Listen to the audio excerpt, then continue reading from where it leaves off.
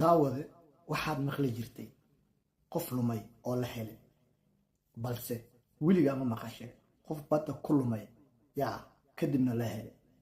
ninkan gadaasheeda idinkaga muuqdo wuxuu badda ku maqnaa ama uu ku lunsanaa 438 maalmood oo u dhiganta dadka xisaabta ku wanaagsaneen 1 sano iyo 2 bil iyo bar ayuu badda dhexbartamaheeda ku lunsanaa ninkan. daawada waa arrin cajiib ah. daawada barnaamijka intaan guda gelin waxaan kaa codsanayaa inaad share ilaa comment barnaamijkaad ka bixisid si uu meel fog u gaaro. anigana waxay tahay dhiirigelin mahadsanidin.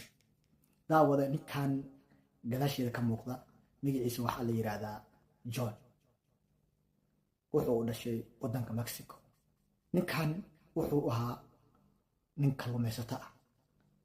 kadibna waxaa la shaqayn jiray nin kaloo la yiraahdo Lucky. balse ninkii Lucky la dhihi jiray maalintaa waa la waayay. uu rabay ninkan David inuu kalluumaysi aado, wuu waayay saaxiibkiisa Lucky. kadib wuxuu sameeyey wuxuu wacay saaxiib kale oo la yiraahdo John. kadibna waa israaceen. markay israaceen doontoodii ayay cuntadoodii ku shubteen, wax walba ay qaateen, biyihii wax walba, badii ayay galeen. dhegeyso qiso cajiib ah. markay badii galeen oo ay isdhaheen ma axdirtaan wix ka dambeeya waa kala kici doontaan, waa malaya soo qaadan, malaya soo heli doontaan, waa soo laaban doontaan, lacag fiican ku dhufsan doontaan, kadibna waa raaxaysan doontaan ay niyadooda geliyeen. kadibna badi ayay sidaas ku galeen. siday badi ugu jireen ay u dhex socdeen ayaa hal mar waxaa yimid duufaan iyo muxuu ahaa asiga roob iswato. xaaladda waa cakiran tahay.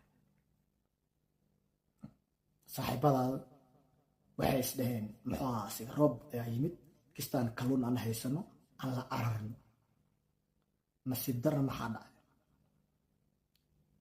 waxaa ka halaabay doontii matoorkii halaabay.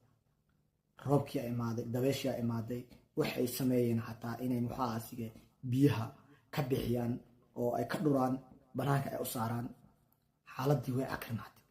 saaxiibka wuxuu wacay saaxiibkiisii